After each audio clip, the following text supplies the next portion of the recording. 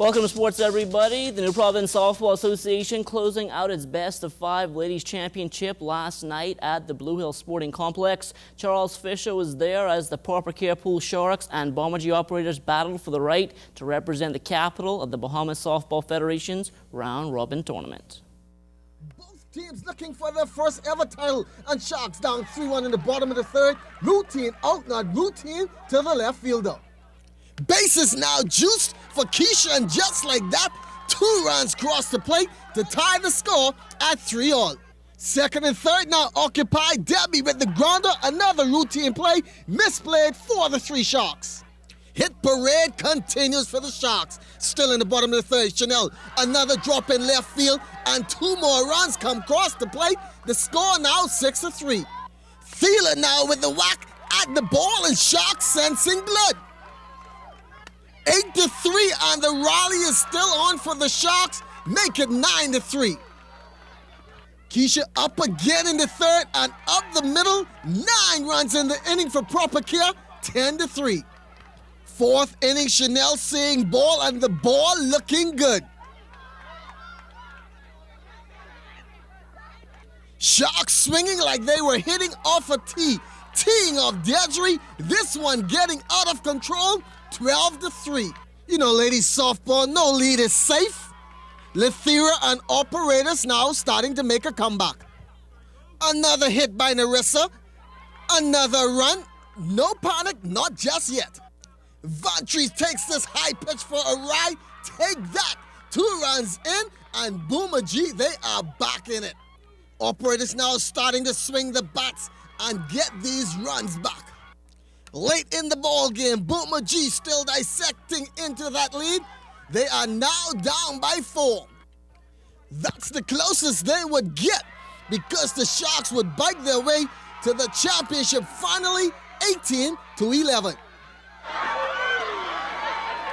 It took a while, but it came. You know, first of all, I'd like to give God thanks. Then I'd like to thank my sponsor, my son, who stuck with us through thick and thin. And then I'd like to personally congratulate Nelson, Spurgeon, and my wife for being there as coaches. And the team for sticking together as a unit. You know, putting everything aside and coming through. Yes, they pushed it to the limit, but we came through. And that's what's important. Tonight, the monkey off our back, and let me tell you, you can see from the celebration, the girls are so happy, and I'm so happy for them.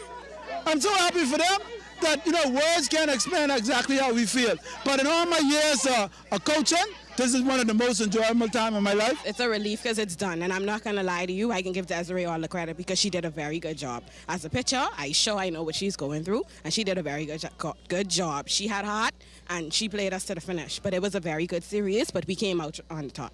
You know, we came out here tonight.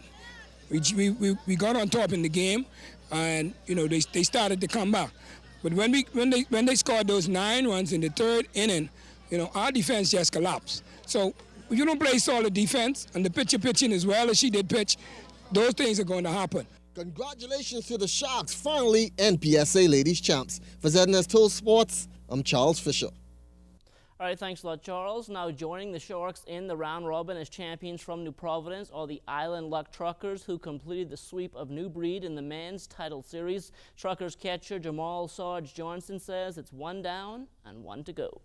We just enjoying the moment right now. Just another championship for the Truckers. Right now, we're looking on to the round-robin. Should be a good one. We got probably some of the best, all the best pitchers in the country this year. We got Edney this year. We got Alcott. Corners from Abaco, whatever. We're just looking forward to take it one day at a time and get ready to play whoever.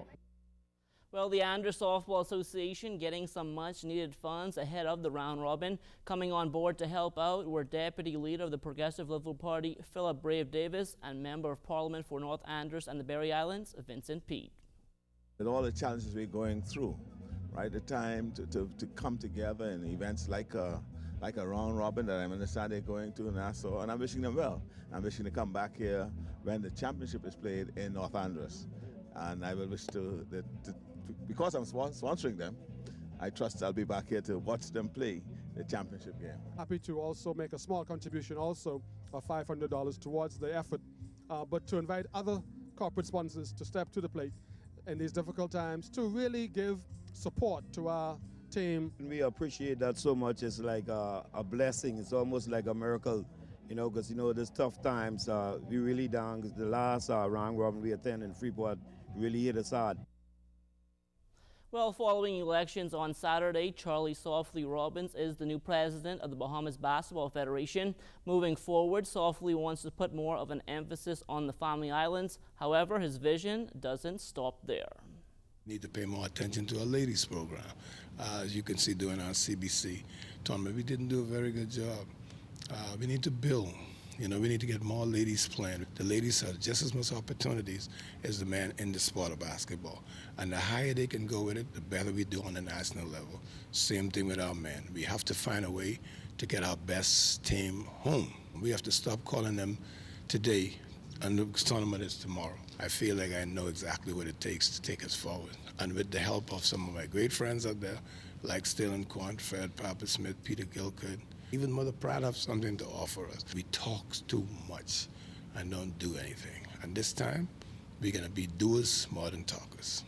Now, one of the new executives joining Softly will be third Vice President Brian Cleare from Andros. Cleare will be responsible for basketball operations in the Central Bahamas. We definitely need some coaches clinic. We definitely need some referee clinics, and we need to develop some mini basketball camps, not only on Andros but on the various family islands, and use that as a feeder for basketball throughout the length and breadth of the Commonwealth of the Bahamas. I always felt that the family islands have always had the best athletes in terms of their physical anatomy, and I think we just need to apply the proper mechanics and fundamentals to that structure, and I think once that is done, we will have some of the best basketball players in this country coming from the family islands.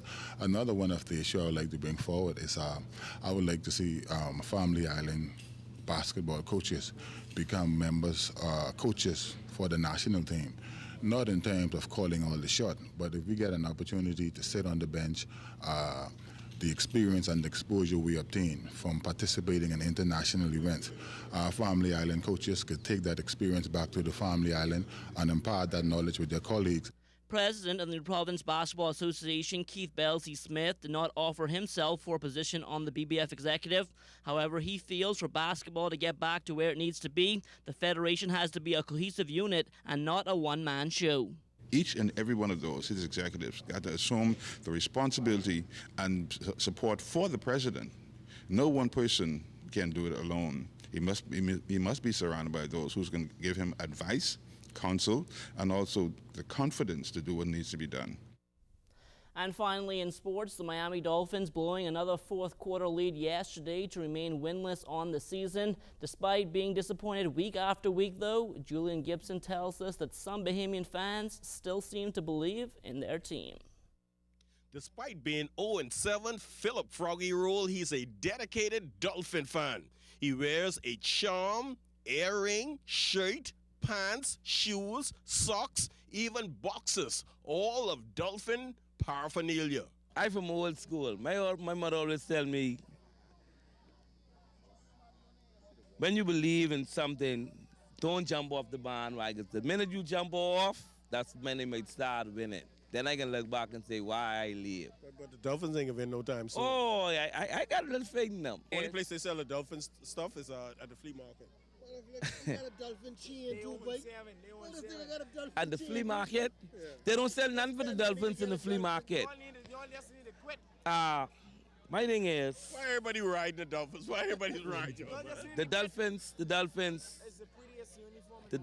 is... Look at me. Look at me. Beautiful.